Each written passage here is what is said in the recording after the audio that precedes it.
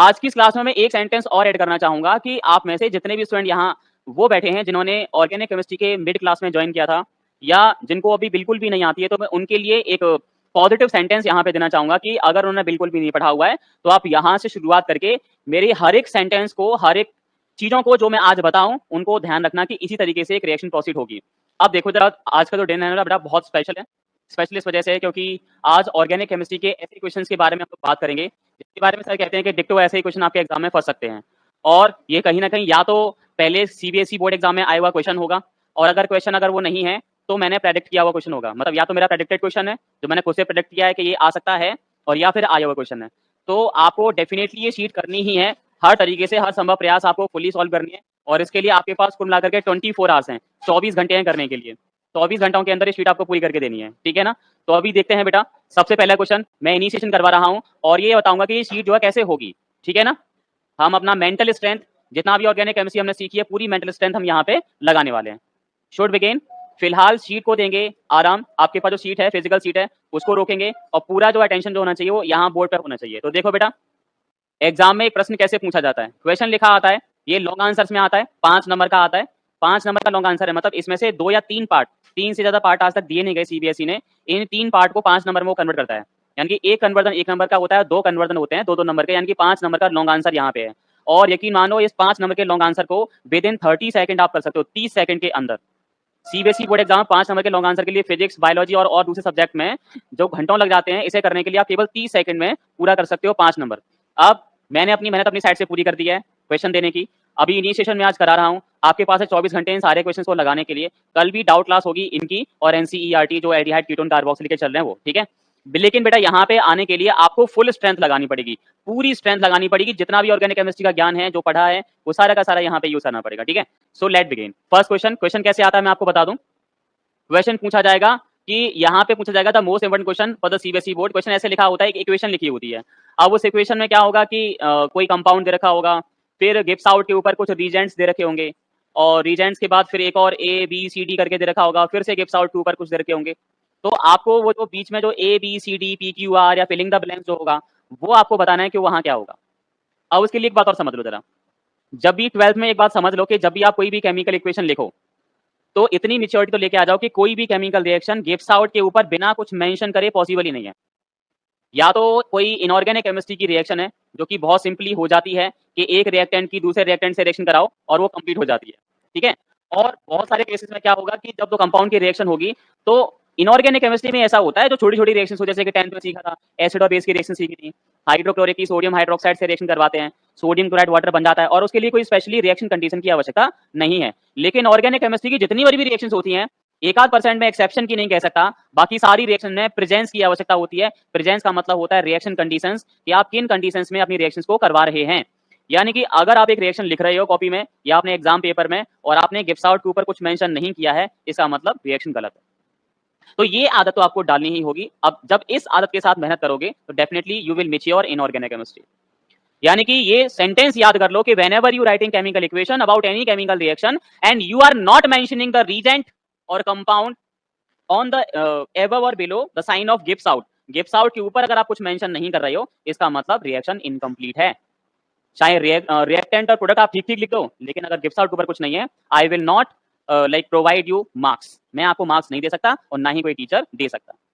तो अगर आप एग्जाम में लिख के आ रहे हो क्वेश्चंस, आपको लगा है कि इससे कंपाउंड से ये कंपाउंड बनाना है, तो आपको लगा बहुत आसान है, अभी सेकंड टाइप के क्वेश्चन पे मैं वर्क करूंगा, 2 या 3 दिन में मैं सेकंड टाइप का क्वेश्चन पूरा कर दूंगा ऑर्गेनिक केमिस्ट्री का, ठीक है। अभी ये फर्स्ट टाइप है, पहले फर्स्ट टाइप को निपटाते हैं। तो देखो जरा, यहाँ पे कंपाउंड दे रखा है CH3 CH2 COOH, जो कि अब देखो हम इसे कैसे पढ़ेंगे सर, ये हमारे लिए हमने यहाँ पे किसको देखा, सिर्फ COOH को।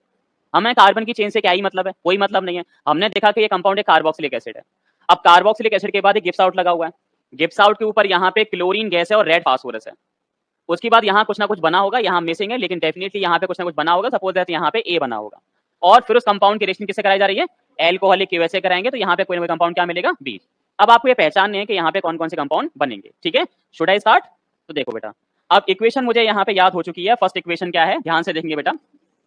इक्वेशन थी हमारे पास CH3 और बस हमने इसे अपनी तरीके से लिख दिया, यहाँ CH2 और यहाँ पे COOH। उसके बाद इसकी रिएक्शन जो करवाई गई थी वो करवाई गई थी क्लोरीन प्लस रेड फास्फोरस, है ना बेटा। तो यहाँ पे क्लोरीन था और यहाँ पे है रेड फास्फोरस यानी कि रेड पी। उसके बाद यहाँ कुछ ना कुछ मिला होगा बेटा, ए करके कुछ मिला होगा, और फिर उसकी रिएक्शन जो करवाई गई है वो करवाई गई है KOH के साथ। KOH यानी कि एल्कोहलिक KOH, और यहाँ पे कोई कंपाउंड क्या मिला होगा, बी। जैसे यहाँ पे एक रिएक्शन दे रखी है, मैं आपको हमेशा कहता रहा हूँ बहुत सारी केमिकल इक्वेशन में लिख देता हूँ most important, super most important, तो कहीं ना कहीं आपके मन में चलता होगा सर तो हर एक रिएक्शन को मोस्ट इंपॉर्टेंट बता देते हैं, लेकिन ऐसा नहीं है बेटा, ये एक्सपीरियंस की चीजें होती हैं और लगता है कि इन्हीं से पेपर बनेगा तो वही होगा। अब जैसे कि ये एक पहला क्वेश्चन है और आपको शायद पता हो, अगर आप कोई बता सका हो तो मुझे बताए, ये एक सुपर मोस्ट इंपॉर्टेंट रिएक्शन में से एक है जो कि एक नेम्ड रिएक्शन भी है, और मैंने कहा था कि इस रिएक्शन के बिना क्वेश्चन पेपर नहीं बनता है। So can you anybody like tell me कि यहाँ पे कौन सी नेम्ड रिएक्शन मेंशन है, HVZ। I think so that last class की ही रिएक्शन है HVZ, याद है ना। अब देखो HVZ रिएक्शन नाम से नहीं आएगी, ऐसे नाम लेके नहीं आएगा कि भाई HVZ रिएक्शन क्या होती है, कोई भी नेम्ड रिएक्शन अपने नाम से नहीं आती है, उस नाम का एप्लीकेशन आपको पता होना चाहिए, तो वो रिएक्शन आखिरकार पॉजिटिव कैसे हो रही है। तो अगर आपको याद हो तो मैंने बताया था, देखो जरा, ये कंपाउंड कार्बोक्सिलिक है, अगर किसी कार्बोक्सिलिक एसिड की रिएक्शन किसी भी हेलोजन से और रेड फास्फोरस से होती है तो मैंने कहा था यहाँ पे जो रिएक्शन प्रोसीड होती है उस रिएक्शन को हम कहते हैं HVZ। क्या बोलते हैं इसे, HVZ रिएक्शन कहते हैं। और इस रिएक्शन में क्या होता है, हेलोजन का एटम कार्बोक्सिलिक एसिड में अल्फा पोजीशन पे आ जाता है, बस इतना था। अब यहाँ पे कार्बोक्सिलिक ग्रुप तो ये वाला है, कार्बोक्सिलिक ग्रुप के रेस्पेक्ट में ये वाला कार्बन कौन सा वाला है, अल्फा है, ठीक है ना। तो जब ये रिएक्शन प्रोसीड होगी तो यहाँ पे जो हेलोजन हमने यूज किया है वो हेलोजन कौन सा है बेटा, क्लोरीन, ठीक है। तो हमने यहाँ पे ये वाला हेलोजन यूज किया है ना। अब यहाँ से क्या होगा कि जो एक क्लोरीन है वो अल्फा पोजीशन पे आ जाएगा, यानी कि जो कंपाउंड यहाँ पे जो ए बनेगा वो कंपाउंड ए ऐसा होना चाहिए, यहाँ पे CH3, एक हाइड्रोजन यहाँ से कम कर देंगे तभी तो हाइड्रोजन लगेगा, CH2 है, जब क्लोरीन यहाँ लगाएंगे तो एक हाइड्रोजन कम करना होगा, तो CH2 हो गया और यहाँ पे क्या हो गया, Cl, और उसके बाद की चीजें जैसी हैं वैसी ही रहेंगी। अब इसका अगर आपको नाम बताना हो तो नाम कैसे बनाओगे, तो वो 1 2 3 3 कार्बन है, तो 3 कार्बन के लिए क्या आता है, प्रोप आता है, और COOH तो है ये, तो ओइक एसिड आएगा, तो मतलब यहाँ पे इस कंपाउंड का नाम प्रोपेनोइक एसिड होना चाहिए था। अब प्रोपेनोइक एसिड में अल्फा पोजीशन पे कौन है बेटा, क्लोरीन का एटम है, तो इसीलिए इसका जो नाम होना चाहिए वो होना चाहिए अल्फा क्लोरो प्रोपेनोइक एसिड, ठीक है बेटा। अब ये बताओ कि अगर आपकी रिएक्शन आती हो तो डायरेक्टली ये लिखने में आपको मुश्किल से 5 या 6 सेकंड का टाइम लगेगा, बस इससे ज्यादा आपको लगने वाला नहीं है। अब ये देखो ए बन गया, तो ए कंपाउंड हमारे पास यहाँ आ गया। अब आगे देखो, ए तो आपने ये मान लिया, अब आगे हमें क्या करना है, एल्कोहलिक KOH करना है। याद करो शुरुआती दिन ऑर्गेनिक केमिस्ट्री के मैंने कहा था कि अगर आपको पोटेशियम हाइड्रोक्साइड मिलता है तो 2 फॉर्म में मिलता है। अगर पोटेशियम हाइड्रोक्साइड एक्वेस स्टेट में होता है बेटा तो वो कौन सी वाली रिएक्शन करता है बेटा, सब्स्टिट्यूशन रिएक्शन करता है, सभी जानते होंगे सब्स्टिट्यूशन रिएक्शन। और अगर यहाँ पे KOH कौन सा वाला मिलता है, एल्कोहलिक KOH मिलता है, तो वो कौन सी रिएक्शन करता है बेटा, एलिमिनेशन रिएक्शन करता है, तो ये सभी जानते हैं। अभी ये देखो कि यहाँ पे एल्कोहलिक KOH है, तो अगर एल्कोहलिक KOH है which means this alcoholic KOH brings elimination, तो ये यहाँ पे क्या करवाएगा बेटा, एलिमिनेशन करवाएगा। और किस कंपाउंड में से करवाएगा, किस कंपाउंड में से करवाएगा, यहाँ कीजिए बेटा, ऐसी क्लास नहीं होती मेरी, या तो जब बैठो मत यहाँ पे मेरे सामने, या बैठो तो पूरा यहाँ फोकस करो। तो यहाँ पे KOH एल्कोहलिक है, एलिमिनेशन यहाँ पे होने वाला है, अगर एलिमिनेशन करवाएंगे तो किसका करवाना है, ए का, और ए कंपाउंड ये रहा।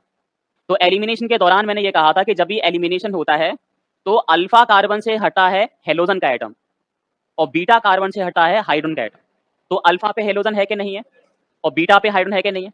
तो अगर ये अल्फा है तो यहाँ पे क्या होना चाहिए, बीटा। तो जब यहाँ से हटेगा हेलोजन, यहाँ से हटेगा हाइड्रोजन, साइड कंपाउंड यहाँ से क्या रिलीज होगा, और दोनों के चले जाने से इस वाले कार्बन और इस वाले कार्बन, मतलब ये बीटा कार्बन और अल्फा कार्बन दोनों की एक एक वैलेंसी वैकेंट हो जाएगी। फिर वैलेंसी को वैकेंट वैलेंसी जो होती है उनको पूरा करने के लिए मल्टीपल बॉन्ड बनाते हैं, तो अल्फा और बीटा के बीच में क्या हो जाएगा, अनसैचुरेशन आ जाएगी, मतलब कि डबल बॉन्ड बन जाएगा। तो अब जो कंपाउंड बी बनना चाहिए, कंपाउंड बी में क्या होगा, CH2 होगा, डबल बॉन्ड यहाँ पे CH होगा और यहाँ पे COOH होगा, ये हो गया बेटा। तो प्यारे बच्चों, इतना आसान क्वेश्चन जिसे हर वर्ष हमारे ऑर्गेनिक, मैंने कहा था ना कि हर वर्ष 4000 कॉपी मुझे असाइन करते हैं बच्चों की ऑर्गेनिक केमिस्ट्री की, तो सोचो हर साल बच्चे इतने पढ़ाने के बाद जब 4000 बच्चों की कॉपी जब मेरे हाथों से निकल के जाती है तो मैं कैसे उनको देखता हूँ कि भाई मिस्टेक कहाँ होता है। तो इतने इजी से क्वेश्चन हमारे बच्चे तो करते ही नहीं है, या फिर करते हैं तो पता नहीं कौन सी दुनिया का क्वेश्चन लेके आंसर लेके आते हैं, क्योंकि वो इन चीजों को ध्यान ही नहीं देते। तो भाई क्वेश्चन जो है वो ऐसे होगा, तो ए और बी को फाइंड आउट करके लेके आना है। क्वेश्चन नंबर आपने डाल दिया, ए लिख दो और बी लिख दो, आपको यहाँ पे फुल मार्क्स मिलेंगे, ठीक है ना, समझ गए ना आप लोग। तो जरा बताओ, यहाँ पे जो इक्वेशन दे रखी थी सबसे पहले कंपाउंड कौन सा था, प्रोपेनोइक एसिड। कौन दे रखा है, नाम से कोई फर्क नहीं पड़ता, नाम लिखो मत लिखो उससे कोई भी फर्क नहीं पड़ता। तो कंपाउंड दे रखा था, वो कंपाउंड कार्बोक्सिलिक है, इससे हमें एक हिंट मिल गई, ठीक है कार्बोक्सिलिक है। फिर गिब्स आउट के ऊपर देखा कि वहाँ पे क्लोरीन और रेड फास्फोरस है, तो उसे क्या याद आया कि HVZ रिएक्शन होती है। HVZ रिएक्शन में क्या होता है कि जो क्लोरीन या ब्रोमीन जो भी हमें दे रखा है गिब्स आउट के ऊपर, वो कार्बोक्सिलिक एसिड के रेस्पेक्ट में अल्फा पोजीशन पे आ जाता है, मतलब कि अल्फा हेलो कार्बोक्सिलिक एसिड मिलता है। अल्फा हेलो कार्बोक्सिलिक का मतलब ये है कि यहाँ पे जो भी हेलोजन दे रखा हो, चाहे यहाँ पे X2 करके लिखा हो, चाहे Br2 लिखा हो, चाहे Cl2 लिखा हो, वो सारे के सारे यहाँ पे कार्बोक्सिलिक के बराबर में अल्फा पोजीशन पे आ जाएंगे। उसके बाद वहाँ पे एक अलग ही देखो, ये अभी अब मैं हमेशा शुरुआत में मैंने कहा था ना, याद होगा मैंने कहा था all organic chemistry is one. तो ये देखो कि ये वाला जो कन्वर्जन है कहाँ से आया है, कार्बोक्सिलिक से, जो कि सबसे लास्ट में है, और ये कहाँ से आया, हेलो एल्केन से। अब देख लो जरा, यानी कि एक छोटे से सेंटेंस में पूरी ऑर्गेनिक केमिस्ट्री यूज हो गई। इसीलिए कहा जाता है कि पूरा मेचर होना चाहिए, यानी कि चैप्टर नहीं है, कोई भी पर्टिकुलर चैप्टर यहाँ काम ही नहीं करता, यहाँ चैप्टर नहीं चलता, यहाँ ऑर्गेनिक केमिस्ट्री चलती है। इसीलिए आज क्लास का नाम भी यही है, revision of organic chemistry day 1, ठीक है ना, मतलब यहाँ पे कोई चैप्टर नहीं काम करेगा, पूरा आपको रिवीजन होना चाहिए आपको, ठीक है ना। तो पहला क्वेश्चन हो गया, और भी बढ़ते हैं, मैच्योरिटी लेवल बढ़ाते हैं, लेकिन आज की क्लास सिर्फ इतना देखना है कि सर कैसे स्टार्ट कर रहे हैं। इसमें से शायद ये सभी कन्वर्जन आएगा जो आपकी नोटबुक में उसका आंसर नहीं लिखा हुआ, सब कुछ वहीं मिलेगा आपको, कुछ भी नहीं है बाकी, इसीलिए नोट्स होना, नोट्स अपने बना दिए सभी ने, है ना। अभी देखते हैं बेटा सेकंड क्वेश्चन, देखो जरा क्वेश्चन नंबर सेकंड, ठीक है, क्वेश्चन नंबर सेकंड देखो बेटा। सेकंड में कहा गया है in the reaction the product C is, C क्या होगा ये बताना है, प्रोडक्ट यहाँ पे सी जो बन के आएगा वो क्या होगा। तो फिर से बेटा कार्बोक्सिलिक आ गया, ठीक है ना। कार्बोक्सिलिक एसिड का पहले आपको करवाना है रिडक्शन, क्या करवाना है, रिडक्शन, क्योंकि LiAlH4 सभी जानते हैं कि रिड्यूसिंग एजेंट है ना। तो यहाँ पे कंपाउंड कोई मिलेगा तो क्या मिलेगा, एल्कोहल मिलेगा, सॉरी ए मिलेगा, जो भी मिलेगा मुझे क्या पता क्या मिलेगा, ए मिलेगा। फिर उसकी रिएक्शन किससे करवानी है, PCl3 से करवानी है। अब PCl3 से करवाएंगे तो क्या मिलेगा, बी मिलेगा। फिर उनकी रिएक्शन किससे करानी है, एल्कोहलिक एक्व से, तो फिर क्या मिलेगा, सी। इसे लिख लेते हैं और फिर आपके साथ क्वेश्चन करते हैं, ठीक है ना। तो क्वेश्चन तो आपने पढ़ ही लिया, ठीक है, क्वेश्चन नंबर 2 करते हैं बेटा। क्वेश्चन नंबर यहाँ पे 2 दे रखा है, कार्बोक्सिलिक एसिड इथेनोइक है क्या बेटा, तो हमने यहाँ पे इथेनोइक एसिड ले लिया बेटा, ठीक है। तो CH3COOH, इतना चेंज तो हम कर ही सकते हैं, क्लास 12th में इतना चेंज तो कर ही सकते हैं। बीइंग अ 12th स्टूडेंट, अगर कार्बोक्सिलिक एसिड ऐसे लिखा हो तो उसे ऐसे तो लिख ही सकते हैं हम लोग, इतनी तो हमने चीजें सीखी हैं भाई। इथेनोइक एसिड वहां ऐसे लिखा है, हम बॉन्ड लगा के दिखा सकते हैं, बॉन्ड लगा के क्यों दिखाते हैं कि चीजें आसान हो जाती हैं, बस और कुछ नहीं है। अब जैसा कि पता है कि इसकी रिएक्शन जो करवाई गई थी वो करवाई गई थी लिथियम एल्यूमिनियम हाइड्राइड से, LiAlH4 से। तो यहाँ पे कंपाउंड क्या मिला था, ए मिला था। फिर इसकी रिएक्शन जो करवाई गई थी बेटा वो PCl3 से करवाई गई थी, है ना। तो यहाँ पे लिखा बेटा हमने PCl3, तो यहाँ जो कंपाउंड मिलेगा वो क्या मिलेगा बेटा, बी मिलेगा। और फिर इसकी रिएक्शन जो करवाई गई थी वो किससे करवाई गई थी, एल्कोहलिक KOH से, एल्कोहलिक KOH। एक बात बताओ बेटा, पुरानी क्वेश्चन में जो अभी क्वेश्चन दिया था और इस क्वेश्चन में कुछ तो कॉमन है कि नहीं है, क्या क्या चीज कॉमन है, एक कॉमन जो रिजेंट वहां पे यूज किया गया था वो यहाँ पे भी यूज किया है। इसका मतलब इस क्वेश्चन को करने के लिए पहले क्वेश्चन का एक्सपीरियंस काम देगा, और दूसरा यहाँ पे कार्बोक्सिलिक एसिड है तो वो भी उधर कार्बोक्सिलिक था।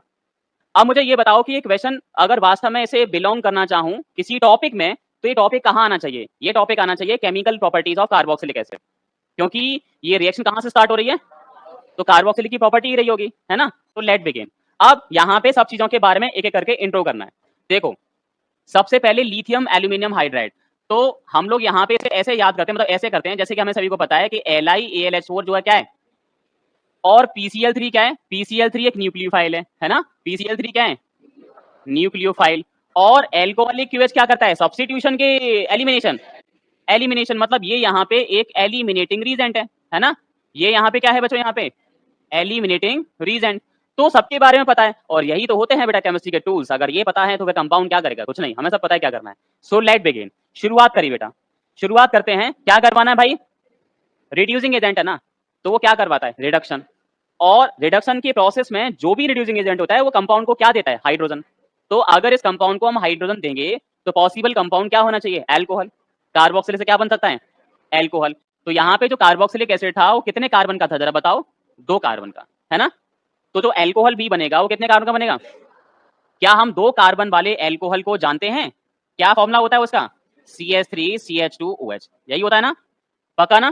पहला स्टेप हो गया, क्या बन के आ गया, ए। अब इसकी रिएक्शन किससे करानी है, PCl3 क्या करता था, OH हटा करके Cl लगा देता था, यही करता था ना, OH हटा के क्या लगाता था।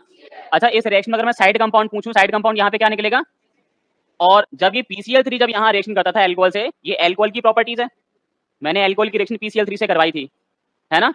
PCl3 के साथ SN2 मैकेनिज्म होती है, और PCl5 के साथ SNI मैकेनिज्म होती है, ये ध्यान रखना। SNI PCl5 SOCl2 केस में होती है, बाकी PCl3 PBr3 PI के केस में कौन सी मैकेनिज्म होती है? SN2 मैकेनिज्म होती है, यानी कि सब्स्टिट्यूशन न्यूक्लियोफिलिक बाइमॉलिक्यूलर रिएक्शन होती है, जिसमें जो Cl होता है वो किसकी जगह आ जाता है? OH की जगह। OH हट के यहाँ पे क्या लग जाएगा? Cl। और साइड कंपाउंड तो निकलता है PCl3 का साइड कंपाउंड तो पता ही होगा आपको। साइड कंपाउंड क्या था इसका? H3PO3, ये इसका साइड कंपाउंड होता है PCl3 का। हमने सभी ने क्लास ले रखी है पहले और हमको सबको पता है। तो यहाँ पे OH हटके क्या लगने वाला है बेटा? Cl। तो यहाँ पे जो कंपाउंड B आएगा वो कंपाउंड B क्या होगा? CH3 CH2 CH3 CH2 और क्या आ जाएगा? Cl। तो CH3 CH2 Cl आ गया। यहाँ तक पहुंच गए। आगे बेटा हमारे पास क्या है? एल्कोहलिक QH है, और एल्कोहलिक QH क्या करता है? एलिमिनेशन। क्या करता है बच्चों? एलिमिनेशन के तो आप जानते होंगे, अल्फा कार्बन से क्या हटता है? हेलोजन। और बीटा से क्या हटता है? तो यहाँ तो साइड कंपाउंड निकलेगा, वो क्या निकलेगा? HCl। यहाँ से Cl और यहाँ से H, और अल्फा और बीटा के बीच में क्या हो जाएगा? अनसैचुरेशन। तो यहाँ पे जो कंपाउंड बनना चाहिए दैट इज CH2, और डबल बॉन्ड क्या हो जाएगा? CH2। आसान है ना बेटा? बस ऑर्गेनिक केमिस्ट्री के थोड़ा सा रिवीजन चाहिए।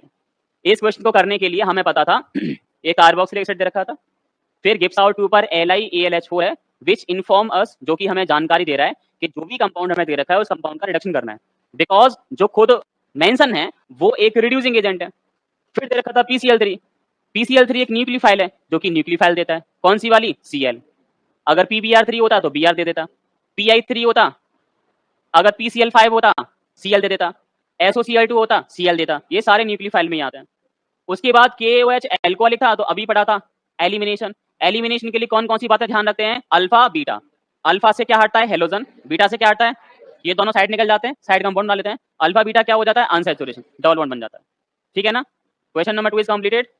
अब मैंने जैसा कहा था, इन तीनों को लिखने के लिए मुश्किल से मुश्किल 10 सेकंड लगेंगी, है ना? पक्का है ना? और ये 2 नंबर से कम में नहीं आने वाला क्वेश्चन ये वाला। तो 10 सेकंड में 2 मार्क्स ऑप्शन कर रहे हो, इसीलिए 5 नंबर का क्वेश्चन 30 सेकंड में हो जाता है, लॉन्ग आंसर। अगले क्वेश्चन के लिए चलते हैं बेटा। ये देखो जरा अगला क्वेश्चन। अगले क्वेश्चन में आई थिंक ये लास्ट टाइम भी हुआ है, फिर से आ गए। आई थिंक ये 30, मतलब एक बार हमने अपने टॉपिक में किया है इसे, और एक बार लास्ट टाइम जब एनसीईआरटी की एक्सरसाइज करवा रहा था तब किया था, और ये फिर से आ गया। तो यहाँ पे क्या है कि एक एल्काइन है 3 कार्बन वाली, और उसकी रिएक्शन 1% मरकरी सल्फेट 40% H2SO4 से करानी है। ए बनेगा, आइसोमेराइजेशन होगी, और कौन सी वाली आइसोमेराइजेशन? टॉटोमेरिज्म। और टॉटोमेरिज्म के बाद जो भी कंपाउंड एसीटोन है वो बन के आना है। तो आपको बताना है इसमें जो प्रोडक्ट ए है वो ए क्या होगा। ठीक है ना? इतनी आसान रिएक्शन है। और फिर आप कहते हो सर आपने तो बता दिया था भाई, अब मैंने तो बता दिया, करना आपका काम है ना? कितनी बार बताया वाला क्वेश्चन देखो जरा। क्वेश्चन नंबर 3, यहाँ पे CH3 है, यहाँ पे C है, और ट्रिपल बॉन्ड यहाँ पे क्या है? CH। अब यहाँ पे गिब्स आउट है बेटा, गिब्स आउट के ऊपर यहाँ पे 1% आपको मरकरी सल्फेट दे रखा है HgSO4, और 40% आपको सल्फ्यूरिक एसिड दे रखा है H2SO4। उसके बाद यहाँ कंपाउंड क्या मिलेगा? A। अब A के बाद यहाँ पे उसने लिखा कि आइसोमेरिजेशन होना है, आइसोमेरिजेशन, आइसोमेरिजेशन। अब कौन सी आइसोमेरिज्म होगी ये तो आपको पता ही होना चाहिए, टॉटोमेरिज्म होगी। और यहाँ पे कंपाउंड क्या मिलेगा? एसीटोन मिलेगा CH3COCH3। ठीक है? अब इस कंपाउंड की ट्रिक क्या है जरा बताओ, इसमें क्या चीज मिसिंग होती है? वाटर। इस रिएक्शन में वाटर मिसिंग होता है जो इक्वेशन में नहीं दिया जाता, लेकिन हम लोगों ने तो पढ़ा है ना, तो पता होना चाहिए।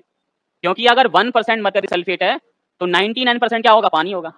सिंपल सी बात है ना? अगर 1% अगर मरकरी सल्फेट है तो 99% क्या होगा? पानी होगा। और यही इस क्वेश्चन की ट्रिक है ना? यहाँ पे अच्छा एक चीज मैं आपको और बताना चाहूंगा, लास्ट टाइम ये रिएक्शन करवाई थी तो अनफॉर्गेटली मैंने इसका नाम रोजन वुंड बता दिया था, लेकिन ये रोजन वुंड रिएक्शन नहीं थी, ये थी कैटालाइटिकल हाइड्रेशन ऑफ एल्काइन। एल्काइन का कैटालाइटिकल हाइड्रेशन था। ठीक है? तो यहाँ पे अगर 1% अगर मरकरी सल्फेट है तो यहाँ पे 99% क्या रहा होगा बेटा? वाटर। ठीक है? अब सर की कुछ ट्रिक तो याद करो, सर ने पहले बता रखी है। क्या? कार्बन बिटवीन कार्बन क्या दिख रहा है? ट्रिपल बॉन्ड बोलेंगे तो एडिशन। क्या होने वाला है? अब एडिशन किसका करेंगे? पानी का। अब पानी का जो एडिशन होगा वो किससे होगा? मार्कोनी का होगा। पानी के पास अफजल कौन कौन से आयन होते हैं? H positive, OH negative. तो OH नेगेटिव कौन से कार्बन के साथ ऐड होगा? जिसके पास हाइड्रोजन कम है। और H कहाँ जाएगा? जिसके पास हाइड्रोजन ज्यादा है। ऐड कहाँ करना है? इस सिस्टम में करना है। तो यहाँ देखो किसके पास कार्बन कम है और किसके पास हाइड्रोजन कम है और किसके पास ज्यादा है? C के पास कम है और CH के पास ज्यादा है। तो OH वाला जो पार्ट आना चाहिए वो कहाँ आना चाहिए? इसके पास। तो देखो जरा कंपाउंड ए क्या बनेगा। पानी के पास यहाँ पे नितिन 2 आयन है, एक है H पॉजिटिव और दूसरा क्या है? OH negative. तो OH नेगेटिव यहाँ ले आओ, H यहाँ ले आओ। तो कंपाउंड जो ए बनेगा, ए कंपाउंड कौन सा होगा? CH3 और यहाँ पे C के साथ क्या आ गया, OH। अब यहाँ डबल बॉन्ड रह जाएगा ना, और उसके बाद यहाँ पे कितना हो जाएगा, CH2। फिर आपको मैंने बताया था इसके बाद यहाँ पे क्या होता है, आइसोमेरिजेशन होती है। और कौन सी आइसोमेरिजेशन होती है, टॉटोमेरिज्म होती है। और टॉटोमेरिज्म क्या है सर, इस तरह की आइसोमेरिज्म में हाइड्रोजन का जो एटम होता है, हाइड्रोजन का एटम, वो एक एटम को छोड़ के दूसरे एटम पर चला जाता है ना। और डबल बॉन्ड होता है वो भी शिफ्ट हो जाता है। तो देखो जरा यहाँ पे क्या होगा, यहाँ पे ये वाला जो हाइड्रोजन एटम है वो यहाँ से ऑक्सीजन को छोड़ के किसके पास चला जाएगा, कार्बन के पास, और यहाँ से डबल बॉन्ड यहाँ पे आ जाएगा कार्बन और ऑक्सीजन के बीच में। तो अगर ऐसा हुआ तो क्या होगा सर, यहाँ पे CH3 होगा, यहाँ पे C और डबल बॉन्ड O और यहाँ पे CH3, ये वाला कंपाउंड बन जाएगा। बन गया ना। तो ये भी एक इंपॉर्टेंट रिएक्शन थी, आप सभी जानते हैं। तो 3 क्वेश्चन हो गए हमारे पास, ठीक है। आगे बढ़ते हैं बेटा। अगला क्वेश्चन देखो बेटा, ये थोड़ा सा बड़ा है। इन द फॉलोइंग सीक्वेंस, ये एक सीक्वेंस दे रखा है ना। उसमें आपको पहचानना है कि A क्या होगा, B क्या होगा, C क्या होगा और D क्या होगा, यहाँ तक पहचानना है। तो देख लेते हैं वो सीक्वेंस कौन सा है, वो देखो जरा। एक एल्कोहल है, एल्कोहल की रिएक्शन P+I2 से करानी है, ठीक है ना, किससे करानी है, और उसके बाद A बनेगा। फिर उसकी रिएक्शन किससे करानी है, मैग्नीशियम से, तो B बनेगा। जब मैग्नीशियम से कराओगे तो ईथर की प्रेजेंस भी चाहिए। फिर उसकी रिएक्शन फॉर्मेलियार्ड से कराओगे तो C बनेगा, और उसकी रिएक्शन फिर वाटर से कराओगे तो क्या बनेगा, D। इसको करते हैं कैसे होगा, लेट अस स्टार्ट। तो सबसे पहले बेटा क्या है, इथेनॉल है ना बेटा। तो यहाँ पे इथेनॉल ले लिया, CH3 CH2OH, यही है ना। अब इस कंपाउंड की रिएक्शन जो हो रही है P+I2 से हो रही है, तो हमने यहाँ लिखा P और प्लस I2, ठीक है। कंपाउंड क्या बनेगा, A बनेगा। फिर उसकी रिएक्शन जो करवानी है वो Mg से करवानी है, और Mg से जो करवा रहे हो वो ईथर की प्रेजेंस में करवा रहे हो, तो कंपाउंड क्या मिलेगा बेटा, B। अब B कंपाउंड बनने के बाद इसकी रिएक्शन फॉर्मेल्डिहाइड से कराएंगे HCHO से, तो क्या कंपाउंड क्या मिलेगा बेटा, C। अब C कंपाउंड बनने के बाद इसकी रिएक्शन किससे कराएंगे, H2O से, तो कंपाउंड क्या मिलेगा, D। ये करना है। तो कैसे करेंगे वो देखो बेटा, बहुत ही इजी रिएक्शन है। अब यहाँ पे आपको अभी वापस अगर मैं आता हूँ तो ये वाला प्रोसेस दे रखा है, ये वाला। PCl3 के बारे में हमने क्या बताया था, न्यूक्लियोफाइल, यानी कि वो न्यूक्लियोफाइल देने के लिए आता है। अगर PCl3 है तो Cl देने के लिए आएगा, PBr3 होगा तो Br देने आएगा, Pi3 होगा तो I देने आएगा। मैकेनिज्म का पाथ कौन सा होगा, तो अगर यहाँ पे हम बात करेंगे तो देखो यहाँ पे Pi3 नहीं दे रखा है, P+I2 दे रखा है। अब बच्चा अगर थोड़ा सा कॉमन सेंस लगाएगा तो उसको पता है कि डेफिनेटली जब फास्फोरस आयोडीन के साथ ट्रीट करेगा तो वो क्या बनाएगा, Pi3 बनाएगा। क्या बनाएगा, अगर वो सोचे कि Pi3 से Pi5 बनाएगा तो चलो Pi5 बना लो, कोई दिक्कत नहीं है। तो Pi3 और Pi5 दोनों ही क्या है, न्यूक्लियोफाइल, और दोनों ही केस में क्या मिलेगा, I। बस पाथ अलग अलग हो जाएंगे। अगर आप Pi5 सपोज करोगे तो SNI पाथ होगा, और अगर Pi3 लेके चलोगे तो SN2 पाथ होगा। बस इतना ध्यान रखना है। तो अगर इसने कंफ्यूजन करने की कोशिश की तो हमें समझ में आ गया कि भाई ये जो बंदा यहाँ लिख रखा है इसका मतलब हमारे बच्चे को समझ में आएगा या तो Pi3 या फिर क्या समझ में आएगा, और ये बेसिकली दोनों कौन है, ये बेसिकली है हमारे पास न्यूक्लियोफाइल, है ना। कौन है ये, और जब भी ये अल्कोहल के साथ रिएक्ट करते हैं तो क्या देते हैं, न्यूक्लियोफाइल। OH हटा करके क्या लग जाएगा, I लग जाएगा। यहाँ पे और चाहो तो थोड़ा सा और बाइफिकेशन कर सकते हो। Pi3 के केस में जो पाथ फॉलो होगा मैकेनिज्म का वो SN2 होगा, और Pi5 के केस में कौन सा पाथ फॉलो होगा, SNI। जिन्होंने SN2 SNI या SN1 नहीं पढ़ रखा है लेक्चर वीडियो में जाओ और वहां देखो कि SN1 SN2 SNI क्या होता है। फिलहाल यहाँ पे OH को हटाना है और क्या लगाना है, I लगाना है। और जिन बच्चों को ऑर्गेनिक केमिस्ट्री समझ में नहीं आती वो जानते ही नहीं है क्या होता है, तो P कहाँ चला गया, I2 से I कहाँ चला गया, तो ये सब फिक्स है हमारे माइंड में, है ना, सब कुछ फिक्स्ड है। तो अब हम क्या करेंगे, यहाँ से इस OH को उठा के क्या लगा देंगे, I। अभी आप देखते होंगे कि मैंने क्वेश्चन सिर्फ एक बार पढ़ा, मुझे सारा क्वेश्चन याद हो जाता है, क्योंकि इस समय मेरा जो माइंड है ना वो केमिकल माइंड है, और वही मैं चाहता था कि मेरे बच्चों का भी ऐसी हो जाए। अभी फिजिकल केमिस्ट्री की तरफ बिल्कुल ध्यान नहीं है, या इनऑर्गेनिक केमिस्ट्री की तरफ ध्यान नहीं है, अभी सिर्फ ये ध्यान है। तो एक बार में चीजें समझ में आ जाती है कि क्या क्या लिखना है, और सारे सीक्वेंसेज हैं। तो OH को हटा के क्या लगा देंगे, जरा बताओ, क्या लगाएंगे बेटा, I। तो यहाँ जो कंपाउंड A बनना चाहिए क्या बनना चाहिए, जरा बताओ, CH3 आ जाएगा, CH2 आ जाएगा, और OH को हटा के क्या लग जाएगा बेटा, पहला कंपाउंड हो गया, A हो गया, ठीक है। अब यहाँ पे A बन गया, इसकी रिएक्शन किससे कराने, जरा बताओ, मैग्नीशियम से। अब पूरी ऑर्गेनिक केमिस्ट्री में केवल एक ही रिएक्शन ऐसी है जहां पे मैग्नीशियम मेटल यूज करते हैं, और वो भी किस पर्पज से, RMGX बनाने के लिए। क्या बनाने के लिए, ग्रिग्नार्ड रिएजेंट बनाने के लिए। तो भाई यहाँ पे जो कंपाउंड बन के आएगा वो क्या बन के आएगा, RMGX। अच्छा ये जो कंपाउंड है वो क्या है, हेलो एल्केन है, हेलो एल्केन है कि नहीं है, क्या नाम है, इथाइल आयोडाइड। तो हमने ये सीखा था, सर ने सिखाया था कि जब भी हमारा हेलो एल्केन ट्रीट करता है किसके साथ, मैग्नीशियम के साथ, in a presence of solvent ether, तो यहाँ पे जो कंपाउंड बन के आता है वो क्या बन के आता है, RMGX, यानी कि R और X के बीच में मैग्नीशियम मेटल आ जाती है। तो आर यहाँ पे क्या है, कार्बन की चेन है ये वाली, एक्स यहाँ पे क्या है, उन दोनों के बीच में क्या आ जाएगा, Mg आ जाएगा। तो फिर यहाँ पे जो कंपाउंड बी बनना चाहिए, कंपाउंड बी जो आना चाहिए वो आना चाहिए इथाइल, इथाइल आ गया ना, उसके बाद मैग्नीशियम और उसके बाद आयोडाइड। तो ये जो कंपाउंड बन के आया है ये इथाइल मैग्नीशियम आयोडाइड एक ग्रिग्नार्ड रीजेंट है ना, बी तक आ गए। अब जब ये कंपाउंड बनता है तो इसकी एक पहचान तो आप ही जानते होंगे कि इसमें जो Mgi वाला जो पार्ट होता है पॉजिटिव होता है और कार्बन वाला पार्ट क्या होता है। तो शुरुआत से बातें ही वही बताई गई हैं जो हमेशा काम देगी, तो उन्हीं को फॉलो करो, ना बुक की आवश्यकता ना किसी की आवश्यकता, बस सर की चीजें जानने को सर ने क्या बताया था वही चीजें फॉलो करनी है। अब इतना बनने के बाद फॉर्मेल्डिहाइड से रिएक्शन करवानी है। अब फॉर्मेल्डिहाइड को अगर सही तरीके से लिखेंगे तो फॉर्मेल्डिहाइड तो ऐसे लिखा जाएगा, HCH ऐसे लिखा जाएगा ना। अब इस फॉर्मेल्डिहाइड के अंदर आपको सिखाया गया था कि कार्बन पे होता है प्लस चार्ज, ऑक्सीजन पे क्या होता है। अब बी कंपाउंड हमें पता है वो ये वाला है, अब इसकी रिएक्शन फॉर्मेल्डिहाइड से हो रही है, फॉर्मेल्डिहाइड ये रहा। तो अब जो नेगेटिव पोर्शन है, मतलब ये वाला जो पोर्शन जो आपको यहाँ दिख रहा है, ये किसको अप्रोच करेगा, पॉजिटिव पार्ट को। और अगर इसने ऐसा किया तो पाई बॉन्ड डीलोकेलाइज होके कहाँ पहुंचेगा, ऑक्सीजन में पहुंच जाएगा, और उसके पास कौन आ जाएगा, Mgi, मतलब पॉजिटिव पार्ट के पास नेगेटिव पार्ट, नेगेटिव पार्ट के पास। तो अब जो यहाँ पे कंपाउंड बनना चाहिए, मतलब नेक्स्ट जो कंपाउंड बनेगा वो क्या बनेगा जरा बताओ। सर हमने यहाँ पे सी कंपाउंड के बाद लिख रहे हैं, तो पहले लिखेंगे कार्बन। इस कार्बन के पास कितने हाइड्रोजन है, 2 हैं, और इस कार्बन को जो अप्रोच करेगा वो कौन अप्रोच करेगा बेटा, कौन अप्रोच करेगा बताओ जरा, CH3 CH2। तो इसने किसका अप्रोच किया, कार्बन को किया ना, यहाँ से लिखो जरा, तो यहाँ लिखा हमने CH3, उसके बाद क्या है बेटा हमारे पास CH2, और ये जो पोर्शन है किसका अप्रोच कर रहा है, इस कार्बन को। तो अब इस कार्बन को लिखा यहाँ पे, इस कार्बन के पास कितने हाइड्रोजन है, 2 हाइड्रोजन, तो 2 हाइड्रोजन लिख दिए। उसके बाद यहाँ पे ऑक्सीजन है, ऑक्सीजन को कौन मिलेगा, Mgi। अब Mgi में सभी जानते हैं ये पॉजिटिव पार्ट है और ये नेगेटिव पार्ट है, ठीक है ना। अब इतना होने के बाद इसका क्या कराना है, हाइड्रोलाइसिस। और हाइड्रोलाइसिस के दौरान हम जानते हैं कि पानी के पास 2 पार्ट होते हैं, H+ और OH नेगेटिव होता है। तो अब यहाँ पे जो पॉजिटिव पार्ट है इसको पॉजिटिव पार्ट से रिप्लेस कर दो, H+ आयन किसकी जगह आ जाएगा, Mgi की जगह आ जाएगा, और ये पहुंच जाएगा किसके पास, OH के पास। तो यहाँ पे साइड कंपाउंड निकलना चाहिए, क्या निकलना चाहिए, Mg को हमने क्या दिया है, OH, और यहाँ पे क्या था I, MgO चाहे साइड कंपाउंड निकल गया, H यहाँ आ जाएगा। तो H जब यहाँ आएगा तो कंपाउंड D जो बनेगा वो यहाँ पे क्या बनेगा, CH3 CH2, और यहाँ पे CH2, और यहाँ पे क्या आ गया, OH, ठीक है, ये आ गया ना। अब इस रिएक्शन को एक तरह से और यूज करते हैं, जब फाइनल एग्जाम प्रिपरेशन हो रही है तो वहां बताऊंगा, लेकिन आज ही बता के जा रहा हूं। आप अपने इनिशियल कंपाउंड को और फाइनल कंपाउंड को जरा ध्यान से देखो। अगर आप अपने इनिशियल कंपाउंड को और फाइनल कंपाउंड को देखोगे तो इनिशियल कंपाउंड जो था वो ये वाला था, इथेनॉल था ना, और फाइनल कंपाउंड जो बन के आया है वो क्या बन के आया है, प्रोपेनॉल। क्या बन के आया है। अब इस ट्रिक का यूज, मतलब ये सीक्वेंस क्यों दे रखा था, अगर किसी बुक में किसी क्वेश्चन पेपर में अगर कोई एक वर्ड लिखा हुआ है तो उसका आपने एक बहुत गहरा मतलब होता है, और यहाँ सीक्वेंस का एक बहुत गहरा मतलब था, क्योंकि इस सीक्वेंस को बच्चा ABCD की तरह यूज करता है केमिस्ट्री के अंदर। ये ABCD एक तरह से मान लो। सर ये सीक्वेंस का मतलब समझाओ जरा। तो मैंने अभी आपको फोकस करवाया इनिशियल कंपाउंड पे और फाइनल कंपाउंड पे, दोनों में क्या कॉमन है और क्या डिफरेंस जरा बताओ। फंक्शनल ग्रुप कॉमन है, कार्बन चेन डिफरेंट है, वो 2 कार्बन का एल्कोहल था।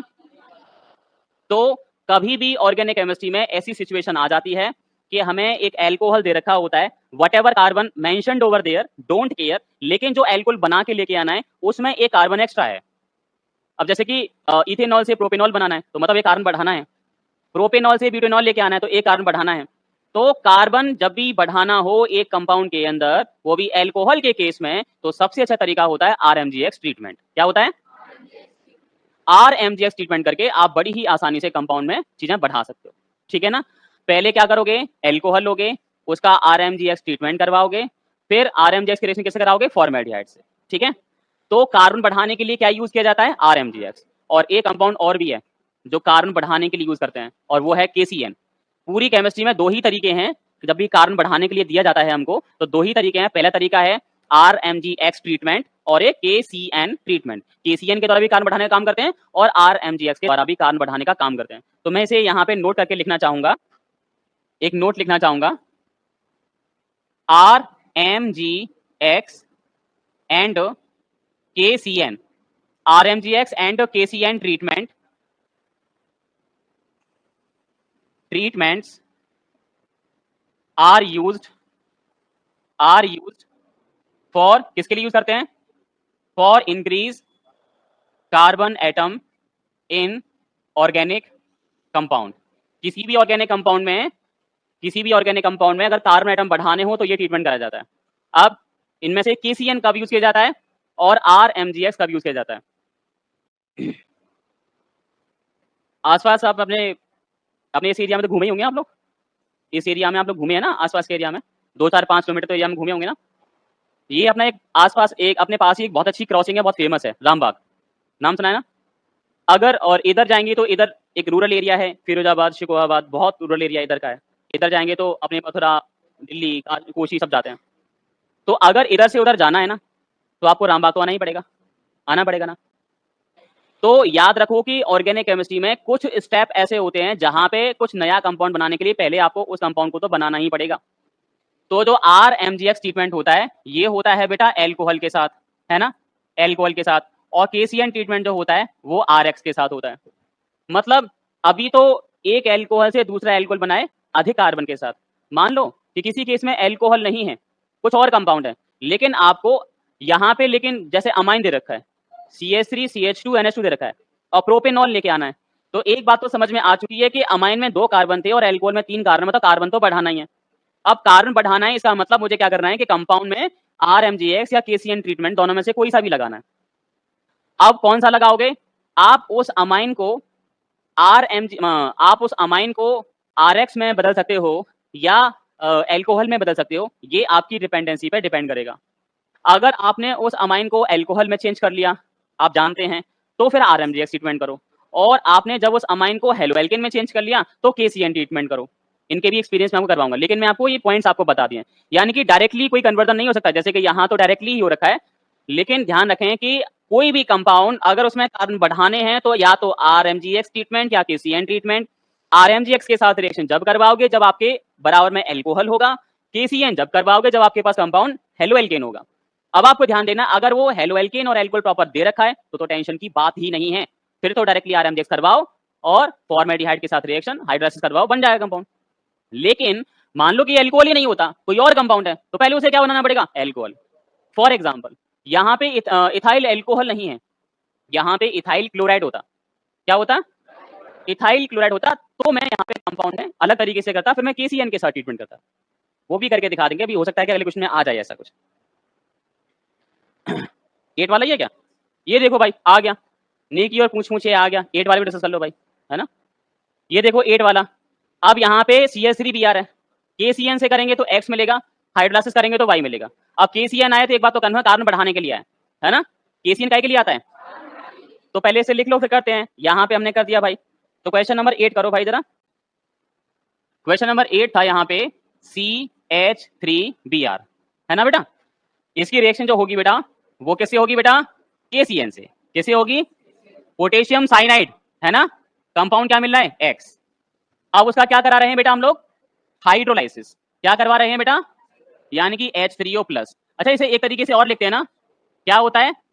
H2O/H+। ठीक है, तो कंपाउंड यहाँ क्या मिलेगा? Y। तो देखो बेटा कैसे होगा, सब बच्चे यहाँ ध्यान देंगे। तो हमने यहाँ पे लिखा CH3 और यहाँ पे Br, ठीक है, CH3Br लिख लिया। अब इस कंपाउंड के रिएक्शन कैसे कराएंगे? KCN से। कैसे कराएंगे? अब KCN से कराएंगे तो एक बात तो कंफर्म है कि KCN हमें एक न्यूक्लियोफाइल देता है CN, जो कि किसको हटा देगा? Br को। तो KCN जब Br को हटा देगा तो CN लग जाएगा, तो CN लग जाएगा तो यहाँ पे क्या बन जाएगा? Methyl cyanide, CH3CN। CH3CN को अगर ढंग से लिखेंगे तो C+N लिखा जाता है ना। अब इसका क्या करवाना है? हाइड्रोलाइसिस। तो हमने इसका करवाया यहाँ पे हाइड्रोलाइसिस। अब हाइड्रोलाइसिस करवाएंगे तो अगर आपको याद हो तो मैंने हाइड्रोलाइसिस के 2 केस सिखाए थे बेटा, सिखाए ना। एक तो सिखाया है पार्शियल हाइड्रोलाइसिस और एक क्या सिखाया है? अब एक बात बताओ कि पार्शियल हाइड्रोलाइसिस कब करोगे और कंप्लीट हाइड्रोलाइसिस कब करोगे? देखो कंप्लीट कब करोगे, पार्शियल कब करोगे? अगर वहां पे H2O के नीचे लिख रखा है कि पार्शियल करो भाई, तो ही पार्शियल करना है, वरना तो क्या मान के चलेंगे? कंप्लीट। अगर पार्शियल उसने मेंशन किया है कि पार्शियल ही करना है तो पार्शियल करो, वरना क्या करो? कंप्लीट। तो यहाँ पे मैंने आपको 2 चीजें सिखाई थी, अगर आपको याद हो, कि जब भी हमें साइनाइड ग्रुप दिया जाता है और जब उसका क्या कराते हैं? पार्शियल हाइड्रोलाइसिस, है ना, मतलब कि पानी के साथ जब उसकी रिएक्शन करवाते हैं तो यहाँ पे कंपाउंड जो मिलता है वो क्या मिलता है? CONH2। क्या मिलता है बेटा? और ये कौन सा ग्रुप है? अमाइड। और अगर इसी CN का आपने क्या करवाया? CH, यानी कंप्लीट हाइड्रोलाइसिस।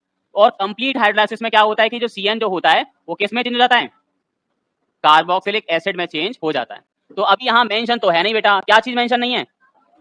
पार्शियल मेंशन नहीं है, तो क्या मान के चलेंगे? और कंप्लीट में जहां पे CN है वो क्या बन जाएगा? COOH बन जाएगा। क्या बन जाएगा? तो यहाँ पे CH3 तो था ही था, और यहाँ पे क्या हो जाएगा COOH। अब चाहो तो चेक कर सकते हो इस कंपाउंड के कार्बन और इस कंपाउंड के कार्बन, चेक कर लो इस कंपाउंड में कितने कार्बन थे और वहां कितने हैं, 2। समझ गए ना आप लोग? यानी कि जो KCN आता है तो उस तरह से आता है। अभी भी इसके बहुत तरीके हैं, आगे मैं आपको सिखाऊंगा, इसीलिए कहा सब कुछ लाइक राउंड है, एवरीथिंग इज राउंड, कहीं से भी स्टार्ट करो कहीं भी जा सकते हो आप लोग। बड़ी इंटरेस्टिंग ऑर्गेनिक केमिस्ट्री है, इससे ज्यादा इंटरेस्टिंग कुछ हो ही नहीं सकता, कहीं से भी स्टार्ट करके किधर भी जा सकते हो, यही तो खेल है बस ऑर्गेनिक केमिस्ट्री का। अब हमें समझ में आ गया कि सर हमें 2 चीजें सीख ली आज, whenever we want to like increase the number of carbon items in the carbon chain, तो सर याद है प्रोसीजर, लेकिन प्रैक्टिस अभी करेंगे इसकी। क्या याद है? एक तरीका तो है RMGX वाला और एक है KCN वाला, लेकिन RMGX कब करना है और KCN कब करना है? RMGX करना है एल्कोहल के केस में और KCN करना है हेलोएल्केन के केस में। अब मान लो कि कोई अगर जैसे कि इस क्वेश्चन में डायरेक्टली आपको हेलोएल्केन ही दे रखा है और तब KCN किया, लेकिन अगर इसकी कोई और कंपाउंड दे रखा होता, जैसे फॉर एग्जांपल मुझे यहाँ पे CH3Br ना दे करके यहाँ पे CH3OH दिया जाता, क्या दिया जाता, और फिर मुझे इसे बनाना होता CH3COOH, अगर ये बनाना होता, ठीक है ना, समझना ध्यान से, इस कंपाउंड से मुझे ये बनाना है ना, तो मैं क्या करूंगा कि कार्बन बढ़ाने, बात तो समझ में आ गई, एक कार्बन का एल्कोहल है, 2 कार्बन का कार्बोक्सिलिक है, तो कार्बन बढ़ाने या तो KCN या फिर एल्कोहल है तो आप RMGX ट्रीटमेंट भी करा सकते हो, वो हमने कर रखा है, लेकिन अभी फिलहाल हम जो करेंगे वो कौन सा करेंगे, KCN के लिए एल्कोहल नहीं चाहिए होता है, क्या चाहिए होता है, हेलोएल्केन चाहिए होता है। अब एल्कोहल को हेलोएल्केन में लाने का सबसे अच्छा तरीका कौन सा वाला है, PCl3, PCl5, PBr5 और SOCl2, इनमें से कोई सा तरीका करा दो, एक ही स्टेप बन के आ जाता है। तो अगर मैंने काम किया यहाँ पे CH3OH ले लिया ना, इसके रिएक्शन किससे कराई जाए, SOCl2 से करा लो, सूरज ने कहा है तो उसके भाई उनको जरा फॉलो करो, SOCl2 करा लो, एक ही स्टेप में OH हट के क्या लग जाएगा, Cl, ये लग जाएगा ना।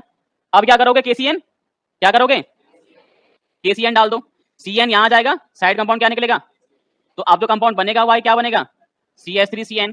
अब क्या करोगे इसका हाइड्रोलाइसिस, अब यहाँ पे हाइड्रोलाइसिस जब करोगे तो कौन सा वाला, कंप्लीट, तो CN किस में चेंज हो जाएगा, कार्बोक्सिलिक में, तो CH3COOH, ये बन के आ गया।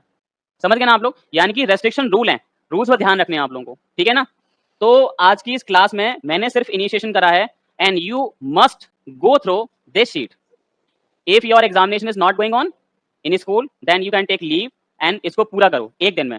कॉपी आपके पास है, ये जहां कन्वर्जन में लगे कि वो नहीं आ रहा है, तो एक छोटा सा निमोनिक और हिंट और दे दूं, बाकी सारे बच्चे जानते हैं, जिनको नहीं पता उनके लिए, जैसे इस रिएक्शन में समझ नहीं आ रहा कि क्या करना है, मैं कर रहा हूँ, मुझे बिल्कुल नहीं आता, तो मैंने बस ये कंपाउंड देखा है कौन है, ये हेलोएल्केन है, CH3Br है, मिथाइल ब्रोमाइड, तो मैं अपनी कॉपी में हेलोएल्केन की प्रॉपर्टी निकालूंगा, कॉपी खोली और हेलोएल्केन की प्रॉपर्टी निकाली, और उसमें देखा कि सर ने KCN के साथ रिएक्शन करवाई तो क्या बना है, तो वहां समझ में आ जाएगा, ठीक है ना। अब जैसे कि मुझे ये समझ में नहीं आ रहा कि यहाँ क्या होगा, तो ये इथाइल आयोडाइड है, ये भी हेलोएल्केन है, तो फिर से मैंने हेलोएल्केन का चैप्टर निकाला और उसमें से केमिकल प्रॉपर्टी निकाली, और वहां देखा कि सर ने इसकी रिएक्शन जब एल्कोहलिक की से कराई है तो क्या बना है, समझ गए ना आप लोग। अब यहाँ पे ये एल्कोहल है, अब एल्कोहल है तो सर इसकी प्रॉपर्टी रिएक्शन जो P+I2 से हो रही है, तो मतलब ये जो है एल्कोहलिक केमिकल प्रॉपर्टी है, तो जहां से भी स्टार्ट हो रहा हो, जहां फंस जाओ वो चैप्टर निकालो, वहां देखो सर ने किसके साथ रिएक्शन करवाई और क्या बना है, बन के आ जाएगा अपने आप। और ये गारंटी है कि एक आध क्वेश्चन शायद मेरे ख्याल से तो नहीं बचेगा, लेकिन सारा नोट्स में लिख रखा है, ठीक है बेटा। कल संडे को पहले इसको निपटाएंगे, 39 के 39 क्वेश्चन पूरे